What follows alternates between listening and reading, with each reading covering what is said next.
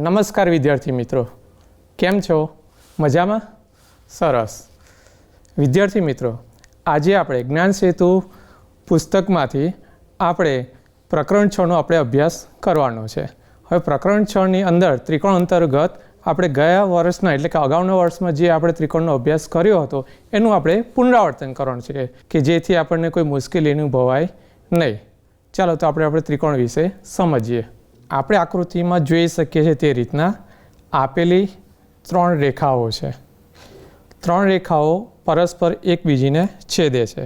હવે 3 પરસ્પર છેદતી રેખાઓથી બનતી બંધ આકૃતિને આપણે ત્રિકોણ કહીએ છીએ અને ત્રિકોણ એ 3 બાજુઓ. 3 બાજુઓ એટલે કે રેખાખંડ AB, રેખાખંડ BC અને રેખાખંડ CA. બીજું આપણે એ પણ જાણીએ છીએ કે ત્રિકોણ એ સૌથી ઓછી બાજુઓવાળો બહુકોણ છે. અહીં આકૃતિમાં ત્રિકોણ ABCમાં તેને સંકેતમાં આપણે ત્રિકોણ ABC એમ લખીશું. બીજું કેવું કંઈ જરૂર છે કે ત્રિકોણ ABC જે 3 બાજુઓથી બનેલ છે, રેખાખંડ AB, રેખાખંડ BC અને રેખાખંડ C, એને શું આ ફક્ત આ એક જ રીતે નામ આપી શકાય? સાચું કહ્યું વિદ્યાર્થીઓ. ત્રિકોણ ABCને આપણે 6 નામ આપી શકીએ છીએ. એમાંનું બીજું કે ત્રિકોણ તો ACB. હવે શિરોબિંદુ બીને ધ્યાનમાં રાખીએ તો BAC, ત્રિકોણ BAC અને એ જ રીતના ત્રિકોણ BCA નામ આપી શકીએ. હવે જ રીતના શિરોબિંદુ Cને ધ્યાનમાં રાખીને આપણે નામકરણ કરવું હોય તો ત્રિકોણ CAB અને CBA. એટલે કોઈ પણ એક ત્રિકોણને આપણે 6 નામ આપી શકીએ છીએ. પછી આપણે એ પણ આપણે અગાઉના ધોરણમાં શીખી ગયા છે કે ત્રિકોણના અંગો કુલ કેટલા હોય? યાદ છે બાળકો? સરસ. ત્રિકોણને કુલ 6 અંગો હોય છે, જેમાં 3 બાજુઓ જે આપણે તો લખી દીધેલી છે અને બીજું 3 ખૂણા. કયા ખૂણા 3 થશે? ખૂણો A, ખૂણો B અને ખૂણો C. બીજું કોઈ પણ એક ખૂણાને આપણે 3 રીતે દર્શાવી શકીએ છીએ. જેમ કે ખૂણા Aને આપણે દર્શાવવું હશે તો ખૂણો A પણ કહી શકાય. બીજી રીતના CAB પણ કહી શકાય અને BAC પણ કહી શકાય. એટલે કોઈ પણ એક ખૂણાને ત્રિકોણના સંદર્ભમાં 3 રીતે લખી શકીએ છીએ. એટલે આ ત્રિકોણની પાયાની માહિતી થઈ. હવે ત્રિકોણના બાજુઓને આધારે ત્રિકોણના નામ લઈએ. હવે આપણે આ ત્રિકોણ આપેલ છે નામ તરીકે શિરોબિંદુ A, શિરોબિંદુ B અને શિરોબિંદુ C થી, એટલે કે ત્રિકોણ ABC થયો. તેના 3 બાજુઓના માપ સરખા છે. તો જે ત્રિકોણની 3 બાજુનો માપ સરખા હોય તો એને આપણે સમબાજુ ત્રિકોણ કહીએ છીએ. પછી આ ત્રિકોણ જોઈ શકીએ છીએ PQR. એમાં 2 જ બાજુના માપ સરખા છે અને ત્રીજી બાજુનો માપ સરખા નથી. એટલે કે જે ત્રિકોણના 2 બાજુનું માપ સરખા હોય તો તેવા ત્રિકોણને આપણે સમદ્વિબાજુ ત્રિકોણ કહીશું. અને છેલ્લા ત્રિકોણની અંદર આપણે જોઈ શકીએ છીએ 3 બાજુનું માપ જોતાં જ આપણે કહી શકીએ છીએ કે 3 બાજુનું માપ સરખું નથી. એટલે જે ત્રિકોણના કોઈ પણ બાજુનું માપ સરખું ના હોય, એટલે કે એક પણ બાજુનું માપ સરખું ન હોય તો તેવા ત્રિકોણને આપણે વિષમ બાજુ ત્રિકોણ કહીએ છીએ. હવે આપણે ત્રિકોણને આગળ બાજુઓના માપને આધારે નામ જોયા. હવે ખૂણાઓને આધારે ત્રિકોણના પ્રકાર જોઈએ. હવે આપેલ ત્રિકોણ છે સૌપ્રથમ PQR. ખૂણાઓને આધારે ત્રિકોણ જોઈએ તો આ ત્રિકોણ 3 ખૂણાના માપ 90° કરતાં ઓછા છે. એટલે કે 0 થી 90°ની વચ્ચે ખૂણાનું માપ હોય તો તેવા બનતા ત્રિકોણને આપણે લઘુકોણ ત્રિકોણ કહીએ છીએ. બરાબર બાળકો? હવે એ જ રીતના આ ત્રિકોણ જુઓ, આ પણ 40 અંશ, હમણાં આપણે આગળ જોઈએ તેમ 90 અંશ કરતાં માપ તેનું ઓછું છે. બીજો ખૂણો એફ જોઈએ, એટલે કે એમાં માપ આપેલું છે 50 અંશ, એ પણ 90 અંશ કરતાં ઓછો છે. અને આ ખૂણાનું માપ જોઈએ તો સંકેતમાં દર્શાવ્યું છે. યાદ આવે છે કે આ સંકેત શેનો છે અથવા નિશાની શેની છે? સરસ, આ નિશાની દર્શાવે છે કાટખૂણાની, એટલે કાટખૂણાનું માપ 90 અંશ છે. એટલે કે જે ત્રિકોણની અંદર એક ખૂણાનું માપ કાટખૂણા જેટલું હોય તો તેવા ત્રિકોણને આપણે કાટકોણ ત્રિકોણ કહીએ છીએ. હવે આગળ આમાં જોઈએ તો 20 અંશ એક્સનું, ઝેડનું 20 અંશ અને વાયનું 140 અંશ. એટલે કે આ ત્રિકોણમાં 90 અંશ કરતાં વધુ છે. આપણે લઘુકોણ ત્રિકોણમાં જોઈ ગયા 90 અંશ કરતાં 3 ખૂણા ઓછા હતા. કાટકોણ ત્રિકોણમાં આપણે જોઈ ગયા એક ખૂણાનું માપ 90 અંશ હતું અને અહીંયા 140 અંશ છે, એટલે કે 90 અંશ કરતાં વધારે છે. એટલે કે જે ત્રિકોણમાં કોઈ એક ખૂણો 90 અંશ કરતાં વધુ હોય તો તેવા ત્રિકોણને આપણે ગુરુકોણ ત્રિકોણ કહીશું. માટે આને આપણે ગુરુકોણ ત્રિકોણ કહીશું. બરાબર બાળકો? હવે એને આધારે આ તો બાળકો તમને ખબર જ છે ત્રિકોણ PQR દોરો, એટલે કે આપણે હમણાં સૌ પ્રથમ ABC દોર્યો, તેના શિરોબિંદુઓનું નામકરણ કર્યું, રેખાખંડો લખ્યા અને ખૂણાઓ લખ્યા. એ રીતના તમને PQRને પ્રમાણે તે જ ત્રિકોણના શિરોબિંદુના નામ, રેખાખંડો અને ખૂણાઓ લખતા તો આવડશે, જેનો જવાબ તમને નક્કી થઈ જ ગયો હશે. હવે એ જ રીતના પ્રશ્ન બીજો, ત્રિકોણ આકૃતિ A થી F, એટલે કે A, B, C, D, E અને F ના ત્રિકોણના બાજુના આધારે પ્રકાર જણાવો. તો એક 5 સેન્ટીમીટર છે, એક 5 સેન્ટીમીટર છે અને એક 8 સેન્ટીમીટર છે. એટલે આપેલા ત્રિકોણમાં બે બાજુના માપ સરખા છે, એટલે કે સમદ્વિબાજુ ત્રિકોણ. હવે આગળ આકૃતિ બીમાં રેખાખંડોના માપ, એકનું માપ 17 સેન્ટીમીટર, બીજું 15 સેન્ટીમીટર અને એક 8 સેન્ટીમીટર. તો ત્રિકોણને ત્રણ બાજુના માપ સરખા નથી, એટલે એ ત્રિકોણને આપણે કહીશું વિષમ બાજુ ત્રિકોણ. હવે અહીંયા આપેલું છે 7 સેન્ટીમીટર, અહીંયા પણ આપેલું છે 7 સેન્ટીમીટર. જોતાં જ ખબર પડી જાય છે કે આ જે માપ આપેલું છે બે બાજુના માપ સરખા છે, તો સમદ્વિબાજુ ત્રિકોણ કહીશું. બાળકો, હવે આકૃતિ ડીમાં આપણે જોઈએ છે કે એક બાજુનું માપ 10 સેન્ટીમીટર છે, બીજી બાજુનું પણ 10 સેન્ટીમીટર છે. એટલે જોતાં જ ખબર પડી ગઈ આકૃતિ આપણને મળશે સમદ્વિબાજુ ત્રિકોણ. આકૃતિ ઈમાં બાળકો જુઓ તો એના માપ એક સરખા જોવા મળે છે. દરેક જગ્યાએ 5.2, 5.2 અને 5.2 સેન્ટીમીટર જોવા મળે છે. એટલે આપેલ આકૃતિ થશે સમબાજુ ત્રિકોણ. જે ત્રિકોણના ત્રણેય બાજુનું માપ સરખું હશે તેને સમબાજુ ત્રિકોણ કહીશું. હવે આ આકૃતિ જુઓ તો એફમાં એક પણ બાજુનું માપ સરખું નથી, તો તેવા ત્રિકોણને આપણે વિષમ બાજુ ત્રિકોણ કહીશું. હવે આપણે આગળ સમજીશું ત્રિકોણની મધ્યગા. હવે ત્રિકોણની મધ્યગા એટલે કે ત્રિકોણ જે આપેલ છે એમાંથી કોઈ પણ એક બાજુનું મધ્યબિંદુ અને તેની બાજુનું સામાન્ય શિરોબિંદુને જોડતો રેખાખંડ હોય એ ત્રિકોણની મધ્યગા કહેવાય.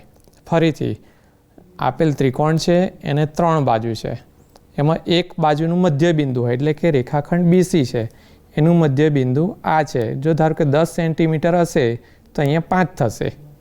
એટલે કે એક બાજુનું મધ્યબિંદુ અને તેની સામેની બાજુનું શિરોબિંદુ આ થયું, અને એનો જોડતો રેખાખંડ એટલે કે રેખાખંડ AD એ ત્રિકોણની મધ્યગા કહે છે.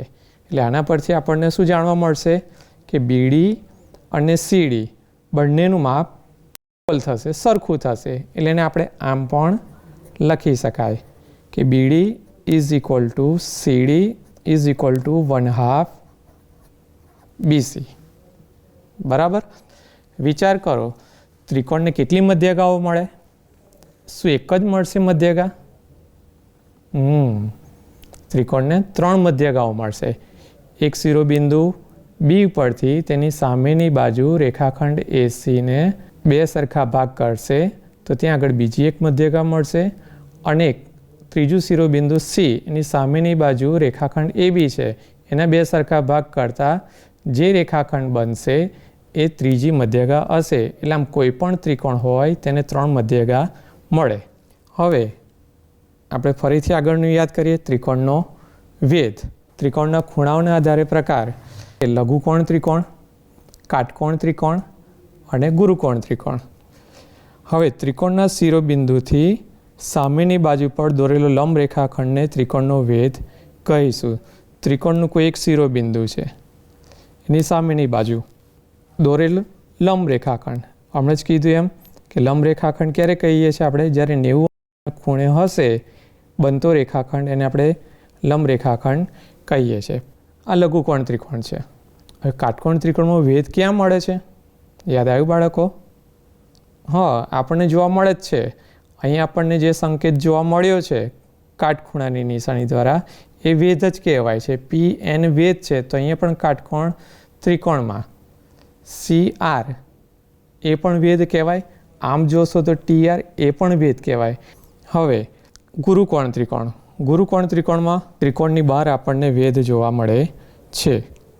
ત્રિકોણ XYZમાં બિંદુ Xની સામેની બાજુ YZ છે અને બિંદુ Xમાંથી YZ પર લંબ રેખાખંડ દોરી શકાતો નથી આની ઉપર. તેથી YZને આપણે આગળ લંબાવીશું તો બિંદુ Xમાંથી લંબ રેખાખંડ XW આપણે દોરી શકીએ છીએ. એ XW એ વેધ તરીકે આપણે ઓળખીશું. હવે બાળકો, આપણને ત્રિકોણ PQR આપેલ છે. PQRમાં QRને આગળને Rની દિશામાં લંબાવતા Rને આગળ બનતો ખૂણો એટલે કે PRS ને ત્રિકોણ PQRનો બહિષ્કોણ કહેવાય છે. જ્યારે P અને Q એ આપેલ ત્રિકોણના અંતઃસમ્મુખ કોણ કહીશું. આને આપણે બહિષ્કોણ તરીકે ઓળખીશું. આપેલ ત્રિકોણના બહિષ્કોણનું માપ આપેલા ત્રિકોણના અંતઃસમ્મુખ કોણના સરવાળા બરાબર જેટલું થાય છે. બીજું કે કોઈ પણ એક ત્રિકોણ હોય એને બહિષ્કોણ કેટલા મળે બાળકો? એ પણ આપણે અગાઉના ધોરણમાં શીખી ગયા છે. કોઈ પણ ત્રિકોણને બહિષ્કોણ 6 મળે. એક આ તરફ, બીજું આપણે આ તરીકે આગળ લંબાવીએ તો બીજું આ મળશે. એક શિરોબિંદુ આગળ બહિષ્કોણ 2 મળશે. એ જ રીતના P બિંદુ આગળ 2 મળશે અને Q બિંદુ આગળ બીજા 2 મળશે. એટલે કુલ એક ત્રિકોણની અંદર બહિષ્કોણ 6 મળશે. પણ એટલું યાદ રાખવું જરૂરી છે બાળકો કે આપેલ ત્રિકોણનું બહિષ્કોણનું માપ તેના અંતઃસમ્મુખ કોણના માપના સરવાળા બરાબર થાય છે. માટે એને આપણે આમ લખી શકીએ, ખૂણો PRS બરાબર ખૂણો P વત્તા ખૂણો Q. બાળકો, ત્રિકોણના ત્રણેય ખૂણાનો માપનો સરવાળો તો તમને ખબર જ છે કે 180 થાય છે. એટલે કે સમબાજુ ત્રિકોણ લીધો હોય તો તેના બહિષ્કોણનું માપ કેટલું મળે? આપણને વિચારતા જ ખબર પડી જાય કે સમબાજુ ત્રિકોણ હોય તો તેના દરેક ખૂણાનું માપ 60° 60° અને 60° થાય. એટલે 60 વત્તા 60 એટલે આપણને મળશે 120°. બરાબર બાળકો? હવે વિદ્યાર્થી મિત્રો, આપણે ખાલી જગ્યા પૂરેના જવાબ જોઈએ. ખ્યાલ આવી જ ગયો હશે કે ત્રિકોણ STMમાં શિરોબિંદુ Tની સામેની બાજુ ખાલી જગ્યા. એટલે કે આપણે ત્રિકોણ STM દોરેલ છે. શિરોબિંદુ T છે એની સામેની બાજુ કઈ મળશે આપણને? રેખાખંડ SM. એટલે Tની સામેની બાજુનું માપ થશે આપણને રેખાખંડ SM કહી શકીએ. હવે બીજી ખાલી જગ્યા, ત્રિકોણ MNOમાં રેખાખંડ Mની સામેનો ખૂણો. ત્રિકોણ MNO એમાં માગેલ છે રેખાખંડ MNની સામેનો ખૂણો. રેખાખંડ MN છે એનો સામેનો ખૂણો એટલે આપણને ખૂણો થશે O. એટલે કે આપણે એને ખૂણો O તરીકે દર્શાવીશું. પછી આપણને કહે છે કે ત્રિકોણ XYZમાં ખૂણો X અને ખૂણો વાયની વચ્ચેની બાજુ ત્રિકોણ એક્સ વાય ઝેડ ખૂણો એક્સ અને ખૂણો વાય એની વચ્ચેની બાજુ એટલે કઈ થશે? થશે બાજુ એક્સ વાય, એટલે કે એને આપણે રેખાખંડ એક્સ વાય કહી શકીએ. હમણાં જ આપણે આગળ શીખી ગયા કે કોઈ પણ ત્રિકોણને ખાલી જગ્યા મધ્યગા હોય છે. કેટલી મધ્યગા હોય છે?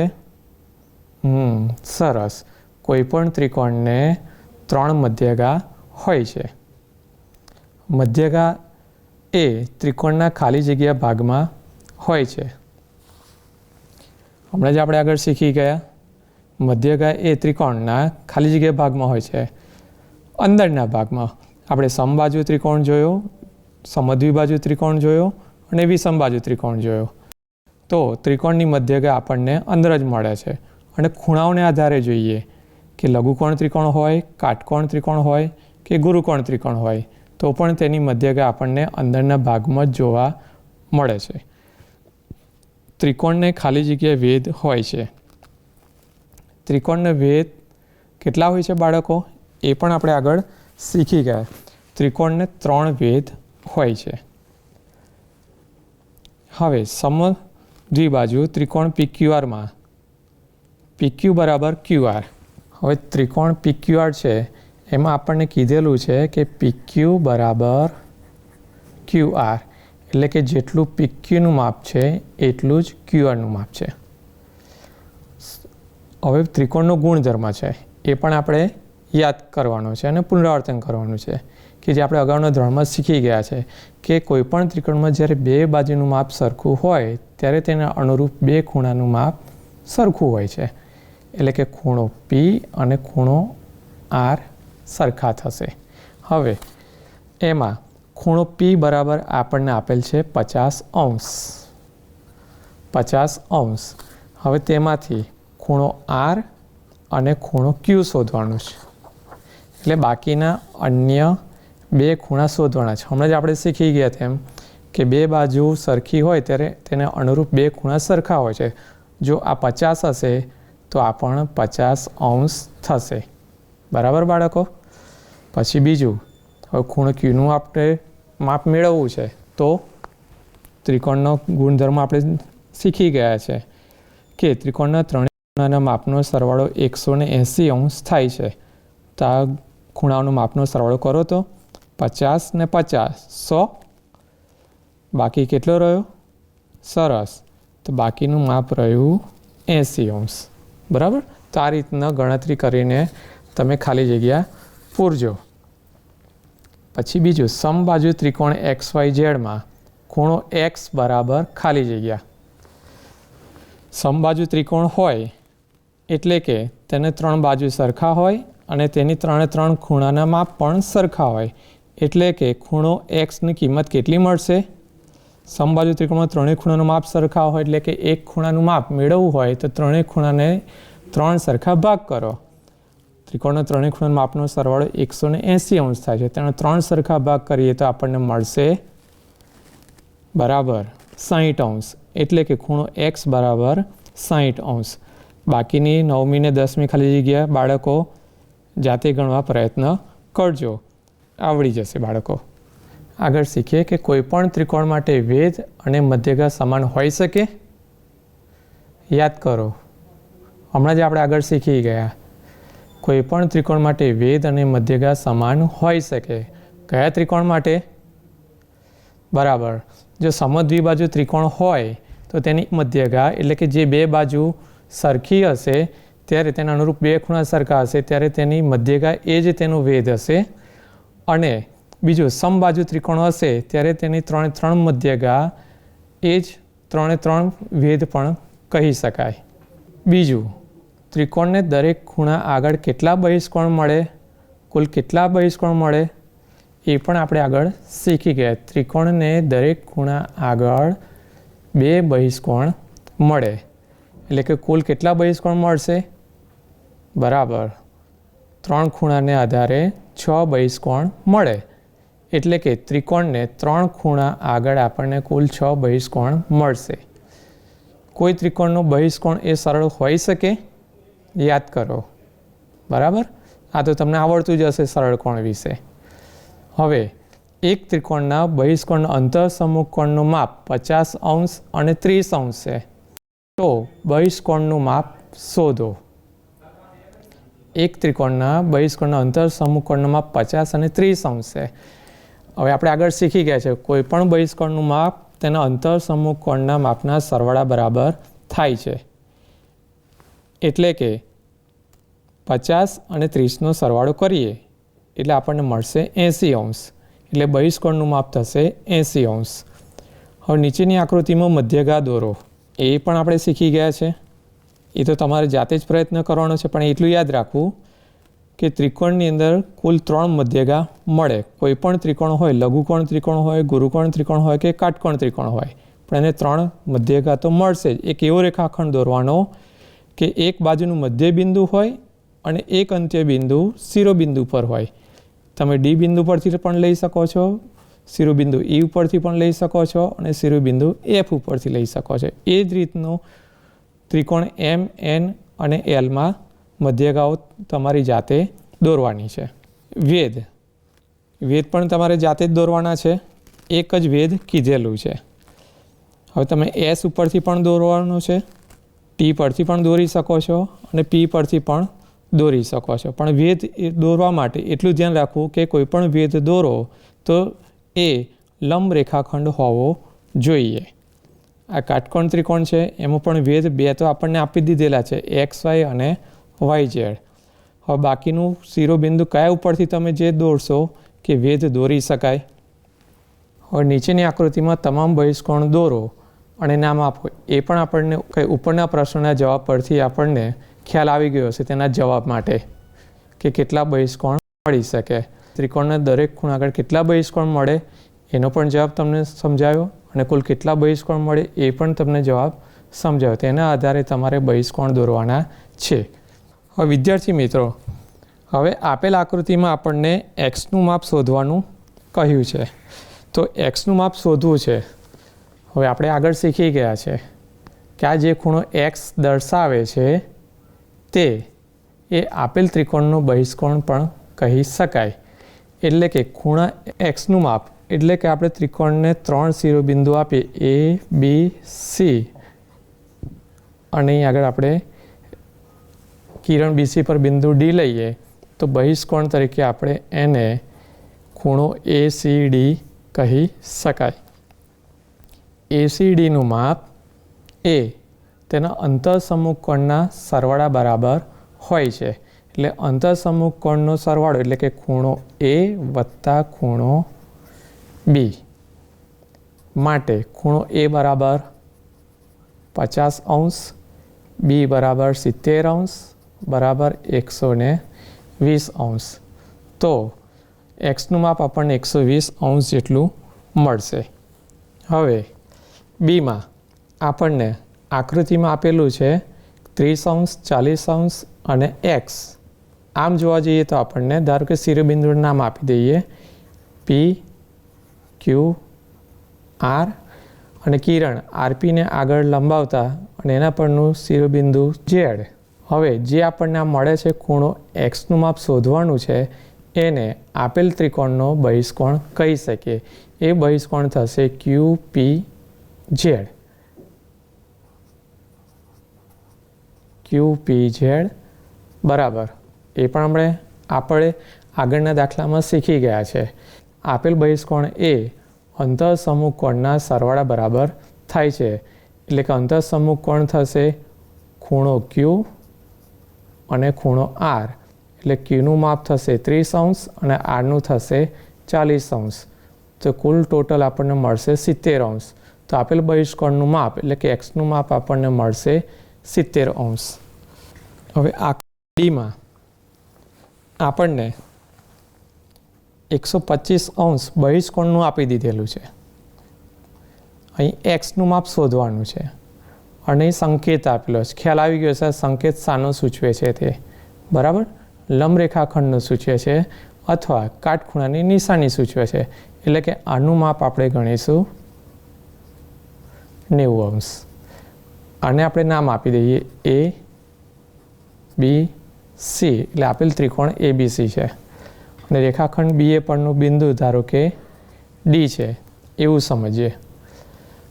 હમણાં આપણે આગળ દાખલા એવા શીખી ગયા બહિષ્કોણનું માપ મેળવતા હતા તેના અંતર સમૂહકોણના કારણે. પણ એક આ દાખલો અગત્યનો છે કે હવે આ દાખલાની અંદર બહિષ્કોણનું માપ આપી દીધેલું છે પણ અંતર સમૂહકોણના બે સરવાળા તરીકે આપણે જે ગણતા હતા એમાંથી એક જ અંતર સમૂહકોણનું માપ આપેલું છે પણ બીજાનું આપેલું નથી. એટલે કે બહિષ્કોણ તરીકે CAD બરાબર ખૂણો C વત્તા ખૂણો B લઈએ. હવે CAD આપણને બહિષ્કોણ આપી દીધેલ છે 125 અંશ. C બરાબર આપણે લઈશું X અને B બરાબર કાટખૂણો એટલે કે 90 અંશ. આપણે સમીકરણ જાણીએ જ છે, સમતુલિત કરીએ ત્યારે આપણે તેનો જવાબ યોગ્ય રીતે મળી રહે છે. એટલે કે 90ને આ તરફ લઈ જઈએ તો ઋણ દર્શાવે છે જેથી સમીકરણની સમતુલનતા જળવાઈ રહે. હવે 125માંથી 90 બાદ કરશો, કરી જુઓ તો બાળકો કેટલા મળે છે? બરાબર કેટલા મળશે? 35 અંશ. માટે એક્સની કિંમત મળશે આપણને 35 અંશ. વિદ્યાર્થી મિત્રો, આજે આપણે પ્રકરણ 6માં ત્રિકોણ વિશે ઘણી બધું માહિતી મેળવી, ઘણું બધું આપણે યાદ કર્યું, ઘણું બધું આપણે પુનરાવર્તન તરીકે ઘણું બધું શીખ્યા. હવે એ જ રીતના જે કંઈ પણ આપણે બાકી રહી ગયું છે તે એ તમારા વાલી તરફથી, ભાઈ બહેન તરફથી, શાળાના શિક્ષકશ્રી તરફથી તમે એમની મદદથી તમે શીખી લેજો, ફરીથી યાદ કરી લેજો.